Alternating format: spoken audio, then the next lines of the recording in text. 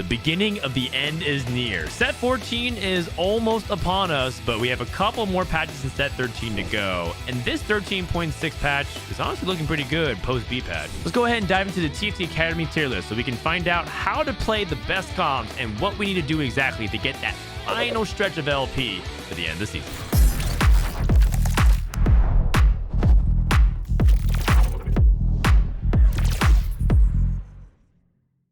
If you're struggling on this patch, here are a couple tips to get you started approach-wise. The first thing to note is that I think that it's going to be an AD meta, and I think that the most important items to think about is Rageblade as well as IE. These are two items that I think are very powerful currently in the meta, and if you can have an opportunity to slam it and play around it, you definitely should. This is because if you look at the meta, nearly the entirety of the top percentile comps right now are all AD focused. And even if sword isn't their primary focused item, having multiple of them is not bad. Just look at every composition that wants Infinity Edge. Quickstrikers for Nocturne, Twitch and Snipers.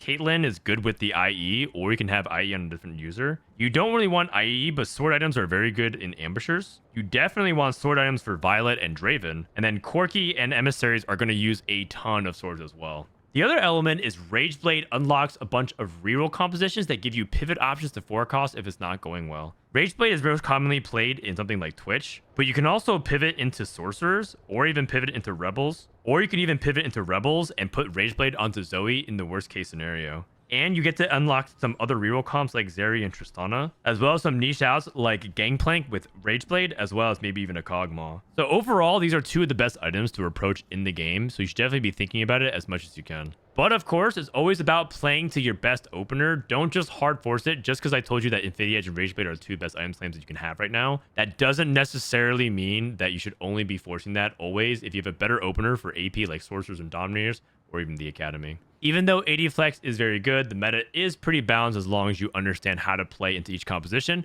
Let's go ahead and dive in and figure out how to do that. Starting off with the very best comp in the game, we have Quickstriker Reroll. There's two variations for you to consider with a Quickstriker Reroll composition. The first is something that we've talked about at length, but if you haven't heard it before, Nocturne with range extension is very powerful because his point of contact is where he does the AoE. It's not around him. So if he has a bunch of range extension through Sniper's Focus, through Rapid Fire Cannon, through Fishbones, or even the Sniper emblem itself, Nocturne will deal damage onto a unit. So say, for example, he's attacking this Alawi. He'll do the AoE around the Alawi and wipe things out. And he has a bunch of power. And Quickstrikers give a bunch of attack speed. So add a bunch of AD and crit on him, like Infinity Edge, in the missing slots. So if you have two range extension, like let's say you have Sniper's Focus and Fishbones, play Infinity Edge as your third item. So that's one way. You basically go for Nocturne 3, push levels, and find a way to dual carry somebody. The second variation that people are playing, mainly because you just won't get artifacts all the time, is Akali Twisted Fate and trying to dual carry AP Quickstrikers. And that way you only have to build one form of Shred in the form of Ionic Spark or a Static Shiv. And then through the mixture of Akali and Twisted Fate, you should be able to build a good mix of items of frontline and backline. Akali's going to hold a lot of things like Bloodthirster, Hand of Justice, Titans, Edge of Night. Twisted Fate's going to hold Shiv, Shojin, Deathcap, maybe a Jewel Gauntlet. Perhaps if you just get a bunch of extra swords and bows, maybe a Giant Slayer, he's just going to hold all those extra leftover items. The composition is really expensive. In the past, in the previous patch, the best augment you could get was too much value because you would just get so many free rerolls. But now I think that the number one augment to think about for rerolling this is Shop Glitch, because you're going to be able to roll every stage and get a lot of 2 and 3 costs while not feeling pressured to have to spend your gold for rerolling immediately. This is just a lot of value, and so I think Shop Glitch is probably the number one condition to think about for rerolling this. It's a little bit awkward to reroll for this composition purely on 6. Sometimes you might go to 7, so that way you can roll for the 4 cost, because hitting in Bessa and 4 Quickstriker is really important. Sometimes you also try to go for other 3 stars. If you can't get Loris 3, Loris 3 is the ideal scenario, but sometimes you go for Rel 3, Irelia 3, or Leona 3. If you're playing like too much value, you definitely go for Leona as part of the 2 costs. And then you try to just tank whatever. So don't feel like you have to go for Loris 3 or Bust. It's just the highest cap version of that. A couple other augments worth noting. I think Adrenaline Burst is phenomenal for this composition. It's definitely something you could take at the very beginning of the game and say, I'm going to go for Quickstrikers. Cooking Pot is also surprisingly really good if you use it to buff the Akali, and you get the Quickstriker emblem, which is very, very nice. So what you could do is pan on the Nocturne, put the Nocturne next to the Akali. Akali gets buffed by the Nocturne. When you put a bow and the pan on the Nocturne, it turns into a Quickstriker emblem, and that pops off the Nocturne immediately because he's already a Quickstriker. So that little tip allows you to get a free remover, essentially. So that way you can move the item wherever you want, and you still get to buff the Akali, because ultimately you want the Akali to be very tanky. There's a reason why they nerfed her in the B patch. She's quite good. If you do end up playing an artifact setup and your Quickstriker spot is too good to give up, but you're not hitting things like Vishbone's Sniper's Focus and Rapid Fire Cannon, I'm thinking about something like Latent Forge, or maybe get an artifact drop later in the game through loot subscription. Just look for things that might be good with Akali, like Seeker's Arm Guard or Zonia's Paradox. Mana's Name for Twisted Fate, the usual works. So give the comp a try. I think it's really fun when you put the squad together. And speaking of putting together the squad, I want to take a moment to talk about the sponsor of today's video, Marvel Strike Force. Marvel Strike Force is a mobile squad RPG that allows you to fight with your favorite teams of superheroes and supervillains in the Marvel universe, and you get to take on all kinds of threats down. Just like in TFT, you're going to try to assemble the perfect squad, use a bunch of strategies, and level up your characters in order to fight and achieve domination. There's also all kinds of game modes to explore, like story campaigns, raids, PvP arena, and alliance war. I think this game has a lot of stunning visuals, and it has that perfect Marvel touch that makes you feel really immersed in the game. Use my link below to get some free content. Download Marvel Strike Force for free now. Don't forget to redeem the promo code SAM for 100 free Captain America's Sam Wilson shards. Comp number 2 is Twitch Sniper Flex, and you get to play a bunch of variations of Twitch depending on whatever you hit. It's actually quite powerful how dynamic Twitch is, because it feels like from all the front lines that they buff, from Watchers, they buff Snipers, they also buffed Twitch's Experiment buff. So it's like pretty dynamic of like how you end up playing around Twitch, and it largely depends on what's contesting the lobby, what your items are looking like, and whether or not you can even reach things like 6 Sniper. So this is the highest cap variation, I believe, which is playing around 6 Sniper. They gave this a huge rework. Basically, Snake Sniper is better at a baseline. It's worse at max distance, but better when units close up on you. And the reason was that if a unit just got into the face of Twitch, Twitch would just, immediately stop doing damage. So they want to raise the baseline, but reduce some of its max capacity. We thought that this was going to be like a nerf to snipers at 2, but it ends up being quite solid. That being said, if you get 6 snipers, it is very powerful. Usually the problem with playing 6 sniper is that your front line is kind of sus.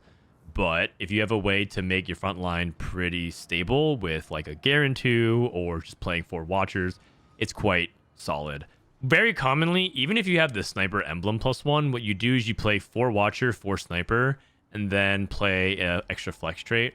So if you're playing, for example, 4 Sniper, 4 Watcher, and you have Scar 2, you might play an Echo, and Echo can hold the Sniper Emblem, for example. You can also play other frontline options. I'm the carry now, Void Swarm. They're not like the best frontline options for it, but something that can help you supplant the front line because you're going to be focused on so much damage. Another element of Twitch that is worth considering is that Rageblade is really good early for the snipers. Like, all these snipers want to use Rageblade at the beginning of the game.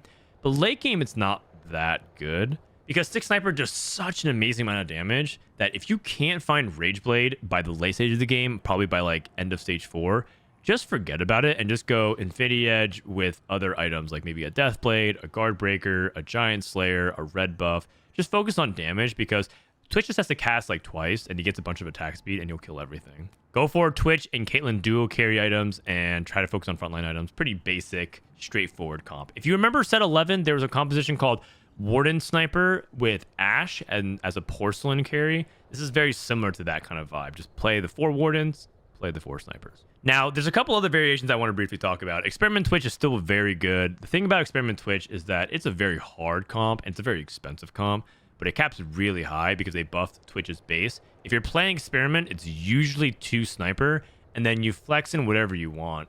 And the data kind of suggests that 3 and 5 Experiment is quite interchangeable. Just because you have an Experiment emblem doesn't mean you have to play 5 Experiment. You could just simply cut the 2 other Experiment units and play good units. For example, instead of Urgot and Nunu, you can tag in Gangplank and try to play 4 Form Swapper with Jace and Elise. You can also play Rel, which is a Conqueror and a Sentinel, and connects to Mordekaiser, and then find a way to tag in another Sentinel as well. So you have a lot of different flexibility options. It's a very, very fun composition. In this situation, it does feel like Rageblade is more important on Twitch, but again, don't feel like you have to over prioritize it, and make sure you can get items on your duo carry, whoever it is. One of the secrets to this composition is that a lot of people believe that you want a second set of items for Caitlyn or Jace, which is traditionally very true, but I think items on Vi can also be quite powerful. And if you get melee items on Vi like Titan's BT and not even necessarily the Experiment Emblem, just get her stacked as if she's playing Enforcers, she can also be a very good secondary tank and secondary carry. So don't sleep on that. And finally, the last variation is Bruiser Twitch. This is the most common that you'll see. It's a very cheap board. It's very easy to play, but it also caps the lowest. Very likely to like land in the top 4, but not win. But very simple to play. All you need to find is a Bruiser emblem and find the Dr. Mundo. Warwick also can just be replacing Dr. Mundo 1-to-1. I'm pretty sure Warwick is still better than Mundo 2. So if you find one Warwick, just take out that Mundo, give exactly Mundo items to Warwick, and profit. The best variation of Ambusher Reroll has now shifted over to being ChemBaron focused. So if you love playing the ChemBaron Cashout, this is probably something to pay attention to. The idea is you start off with an early Smeech out of a orb on stage 1, and then you pick up Renata and Singe, or maybe Rennie, and you play 3 ChemBaron early and Loose Streak. You want to take the 4th ChemBaron off Carousel whenever you can, and you play for a 200-300 cash out, and ideally aim for items like Executioner's Chainblade and things like Shimmer Bloom or Destabilize Chem Tank, and ideally the cash out gives you a Smeech or Rennie or Duplicators. And the fun thing about this is you can justify skipping or you can justify taking, and it all kind of depends on how the game is playing out. The reason why this is better is because they actually buff ChemBaron to give you more Shimmer at 4 and 5 now. So you can actually stack them quicker. I believe this is, instead of 45, it's 50. So it makes the breakpoint much quicker. And it's very subtle, right? That 5 Shimmer buff ends up being pretty profound. And then the cool thing is, if you are high rolling, as in you hit the Silco, and let's say you're doing a good job killing units because Smeech jumps onto the back line and naturally kills units, then you might be able to actually just play a straight up full ChemBaron Cashout, which we'll talk about later. But this is a really dynamic line because you can choose to play win streak tempo. You can choose to play mid streak, like win, lose, just take ever cheap cash outs. You can play full lose streak and you can pivot out of Smeech 3. You can stay in Smeech 3 and play him with dual carry with Silco if you play a cash out, or you can just play him as a traditional ambushers and tech out of things once you get Smeech 3. So it's like very, very dynamic, and I think it kind of just depends on how your setup is and whether or not you have really good Smeech items. Speaking of Smeech items, you really want Titan's Resolve plus a healing item. So in this case, Hand of Justice is an example, but you can also go Bloodthirster. If you don't have something like the Executioner's Chainblade, go for a double healing setup like Hand of Justice and Bloodthirster and the Titans. I see a lot of people go for Edge of Night on Smeech. He doesn't need it. His Scrap Hacker actually drops aggression by jumping away. If a unit is targeting Smeech and he jumps out of their range, they're going to stop focusing him. So it's almost like he has aggro toggling or aggro dropping.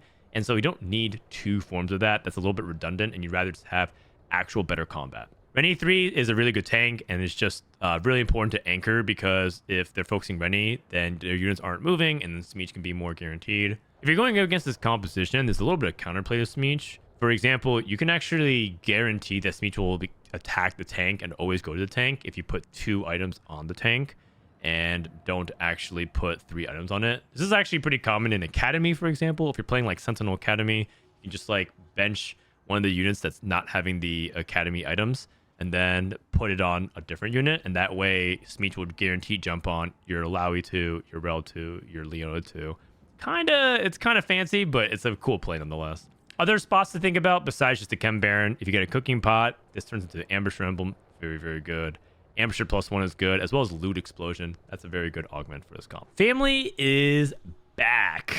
Violet and Draven, the gruesome twosome. Their reign of terror resumes. They buffed pretty much everything about the line. They buffed Pit Fighter, they buffed Powder, they buffed Vander, they buffed Draven, they buffed Savika, they buffed the trait. And then they reverted some of that because it was going way too crazy for the B patch, but it's still pretty solid. And I think the main thing to think about is, do you have a good starting augment for family? And do you have the units to back it up? So if you have like a Violet pair and a Powder pair and you get hit with Superstars or a family emblem start or a really good econ setup, like maybe you have Starry Night, you could definitely think about it. Shop Glitch is another one too, which basically Shop Glitch is the best reroll econ augment in the game. So we probably just should put that across all these different compositions. You can also do Cooking Pot, because Cooking Pot can turn into a Pit Fighter emblem, and then you could put that onto, say, a Powder or a Vander next to Violet and just buff the Violet a lot. The other thing to pay attention to is Draven items are still very important. I think people forget this. So you actually really want items as a big part of your augment selection. So you do want the emblem, you do want combat, but items are also important because you really want to make sure you have 3-item Draven, 3-item Violet. Family without the family emblem is probably like a top 4 comp. Aim for like a 3rd or 4th. But with the family emblem and with some really high power spikes like artifacts or anger issues, you can win the game. Savika is a much better unit as well. You could put family emblem on Vi or Savika, put it on Draven or Darius in the meantime, and get that 6 Pit Fighter in because it is much better now. Enforcers look good in the data, and I think this is an important composition because where it lies on the AD Flex tree that we talked about. AD Flex is very good, and one thing that's really nice about Enforcers is that you can pretty much slam any set of items, and if you're win streaking and you have the Enforcer units, you can pivot into it.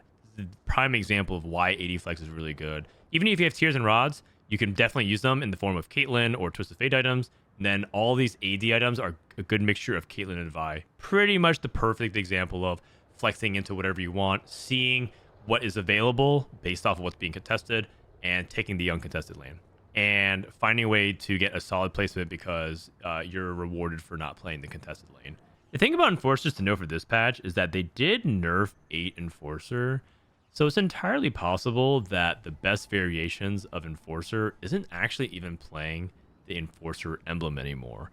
As you can see in this variation, we have Gangplank, which is a Scrap and Pit Fighter, and that ties into Vi. You can also play Elise, which is also a Form Swapper, and a Bruiser, which ties into Steb. So there's a lot of different things that you could do, mix and match.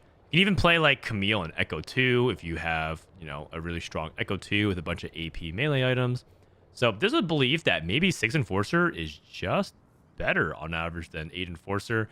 Maybe not worth spending an entire augment on Enforcer, Crest, and Crown. That being said, the data really still loves 8 Enforcer with Caitlyn, so yeah, I mean, your mileage may vary. The most important thing to remember for this composition is you don't want to get stuck on 8, but you can't really go to 9 without something like Vi 2 or Vi Caitlyn plus another carry. If you are stuck on Violet 1, it's going to be tricky to get to level 9. If you can't get to 9, you can't get to Caitlyn consistently, you're probably going to struggle. So manage your econ very importantly. Try to maintain a good win streak and look for that Vi 2 as fast as you can.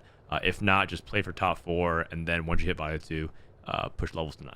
Emissary Corkis. Emissary Corki is very good now. They buff Corki with 5 AD, and 5 AD is a lot. It might not seem like a big deal, but the 5 AD impacts Corki's base attacks, which is good. And then it also scales his ability, which is really powerful because that AD is what he scales off of. It's what his items multiply off of. And then you're forgetting that he also 2-stars and has more stats off of that number as well. Because when you 2-star a unit, you multiply off the 1-star version. So Corki getting a base AD buff is a pretty profound deal. Corki's just one of the best AD carries just in the game now. And so you can play him in a multitude of variations. And the most consistent one is Emissaries. The thing about it is that Emissary is extremely expensive because, as you know, you need Garen and Ambessa and Tristana and Nami, so you need 4 specific units. And then on top of that, if you have them at 1-star, it's pretty problematic. But to expect to hit 3 4-cost units on level 8 in stage 4 is pretty impractical. So a lot of times you have to compromise and either don't play 4 Emissary and play some kind of other mishmash of like Pit Fighters and flex around that. Or maybe instead you play 4 Emissaries with 1-stars, but, you know, maybe not carry Corki 2, maybe carry like a Gangplank until you find Corki and things like that. So you're going to have to make some concessions somewhere. Make sure you prioritize Corki, then Garen items, and then give someone like Ambessa leftover items. It is definitely better, but at the same time, it is also a little bit of a tricky composition to play if you're not ahead and you don't have a lot of items and resources. They also buffed Form Swappers, but it's not as consistent as I think people would want it to be. And the reason why is because, and I don't have this confirmed, but I have seen reports that 4 Form Swapper damage amp is bugged on Jace sometimes. So I just feel the need to put that out there because some people might play this comp and think, wow, I was expecting way more because Jace is a 5 cost. But I think it's because there's a chance that Jace's damage amp is bugged for the round. It's not like it's going to be permanent. It's going to be for some fights.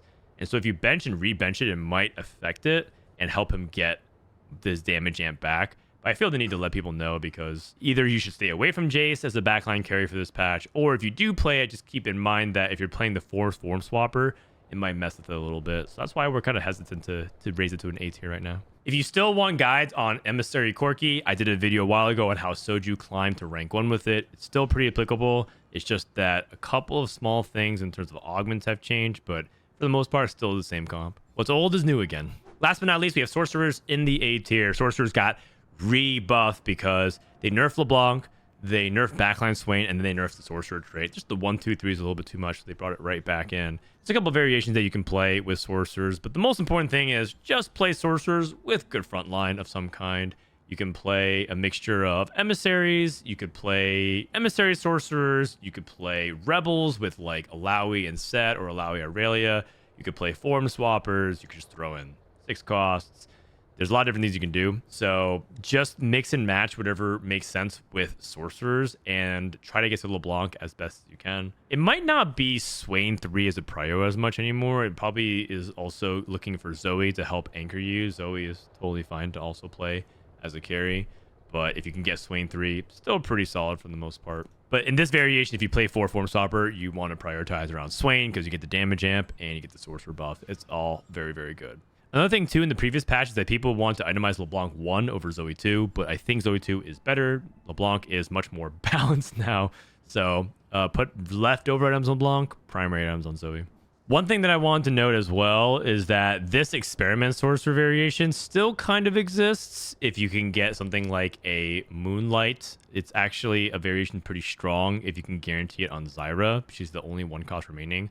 I did a video covering it, so check it out. It's a very cool variation of Sorcerers. If you haven't got a chance to try it out, I highly recommend it. The B tier for this patch is going to fluctuate a lot depending on who you ask. I think people are going to put a lot of these comps up and down, maybe even towards the bottom of A tier. But for the most part, this has a lot of comps that are mainly conditional. You can't play them every game compared to some of the A tier comps. And if they do, their baseline power is still a little bit lower than the others unless you hit like their absolute best condition. So Tristana starts off B tier, and the best part about Tristana is really high peaks. She scales infinitely with her beads. She's able to scale a ton of AD. They buffed her dual carry Corki. People are playing Sentinels less often now, so you're able to play around not just the artillery version with the emissaries, but you could also play Sentinel Tristana. So there's like other different things that you could play around Tristana very nicely. There's even Reroll, Ezreal, and Tristana duo carry if you get like a good Academy item and have Ezreal 3, Tristana 3. There's a lot of good things about Tristana.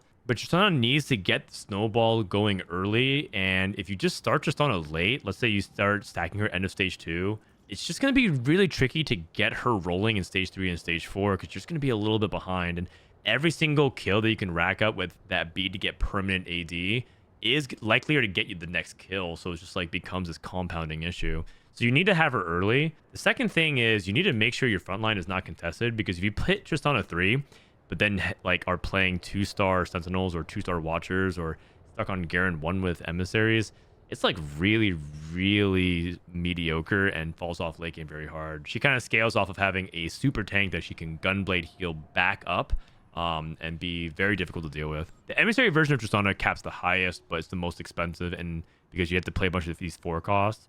So ironically enough, it's like Caretaker's Allies, like the best Tristana reroll, which is not even really reroll, it's like pushing levels. But that's like one example of how to think about Tristana if you're playing around Emissaries. Otherwise, just roll for Tristana with Sentinels and think about shop glitch as well as too much value, things like that. For about 40 hours, Zeri Watchers terrorized ladder. It was the solo comp in S tier. There's multiple players contesting Zeri in lobbies. 2 Zeri players were top 4, and then 1 person with snipers was top 4ing as well, because they buffed snipers, they buffed Watchers, they buffed a Mumu.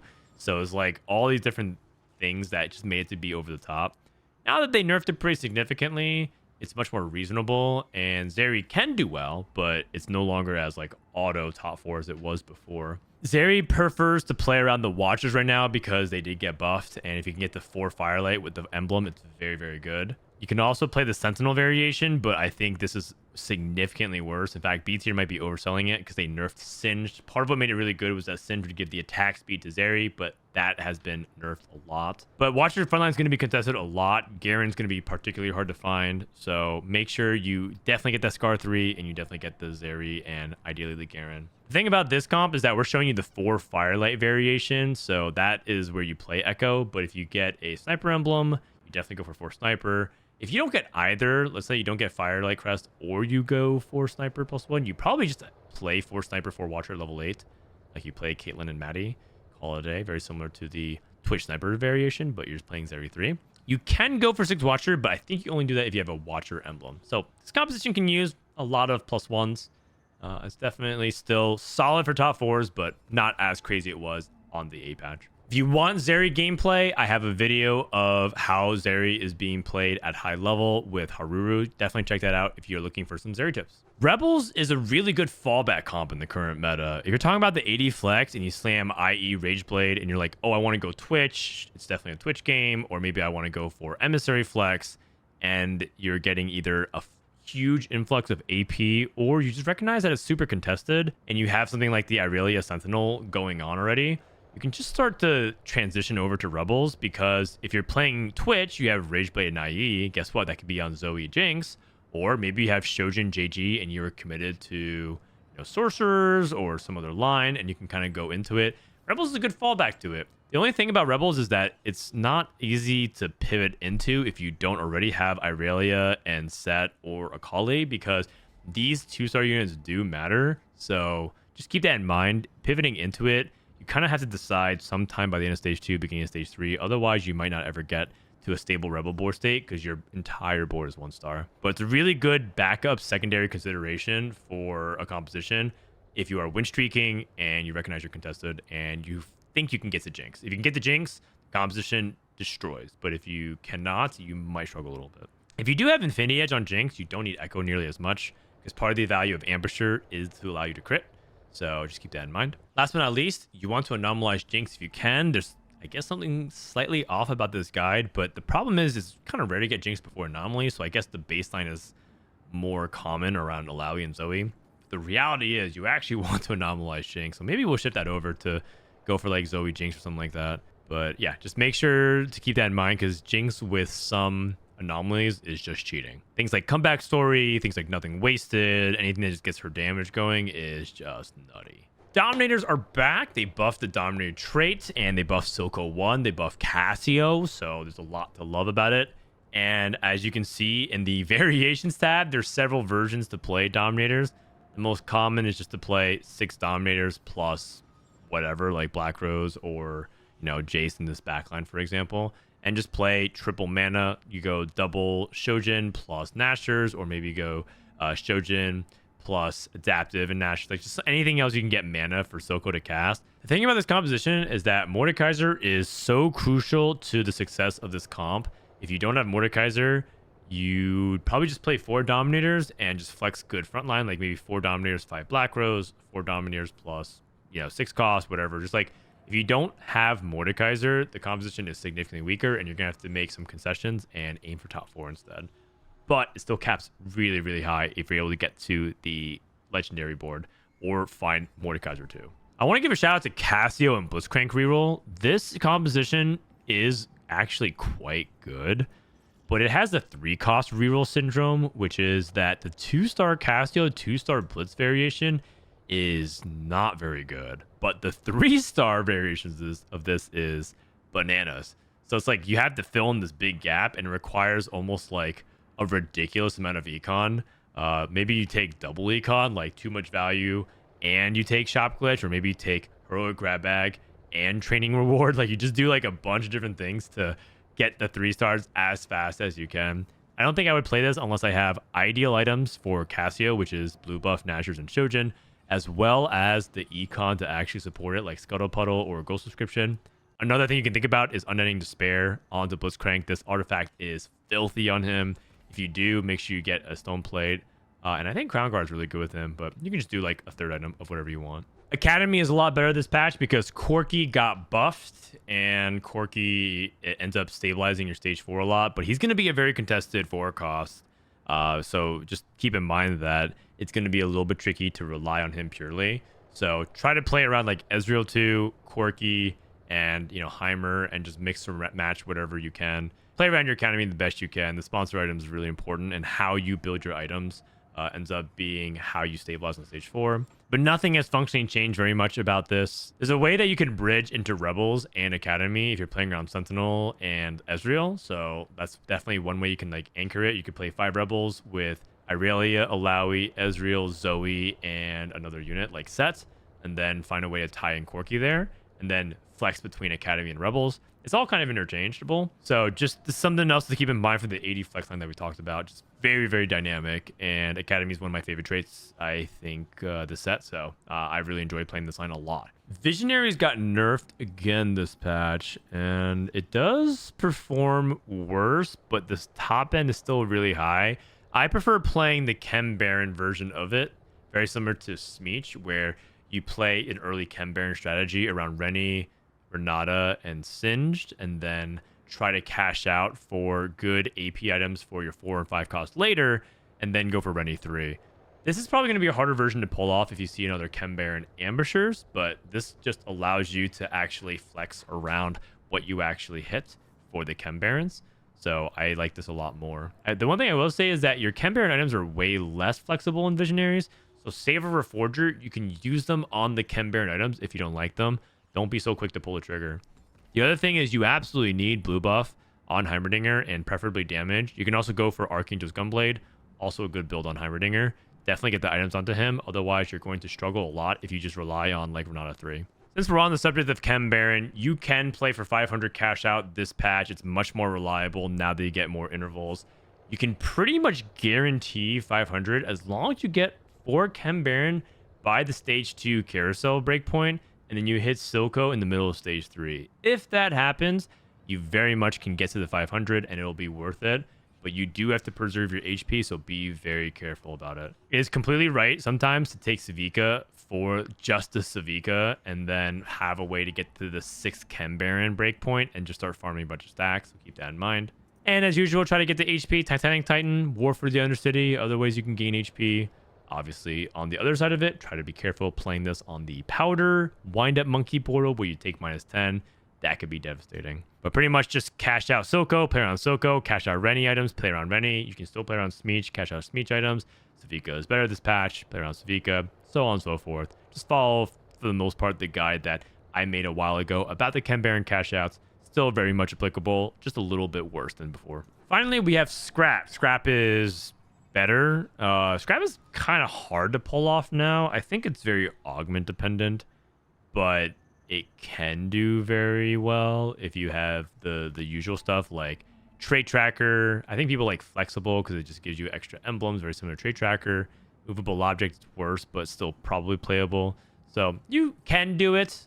One interaction I think we discovered was Sponging actually works with Scrap, so I like that. Definitely worth noting. It's pretty much the same composition when it was dominant. It's just less likely to win out. So I prefer playing this from ahead now as opposed to Loose Streak. I don't think it's like the Loose Streak win out comp like it used to be. I think angling for Scrap is best when you are playing for ambushers and you realize that it's probably unlikely for you to play into the ambusher line because you are contested, or maybe you get too many swords, right? You're holding like Hodge and you get like sword. You can go ahead and play Scrap because Scrap ends up using those swords really well with Corki, Gangplank, and you can even put sword items on Rumble, for example, like BT or a Giant Slayer. And you can always just pivot if you hit like a really powerful augment for it. Couple quick notes about some of the other comps. Gloves off Vander. It was the best hero augment of the game. It got nerfed. It still probably is. It is really strong if you get it going, but they did take it down a peg or two. Make sure you build the correct items on him. Luden's Vander is really good. Prowler's Claw Vander is also really good. Let's probably add that to the comp after this video is over.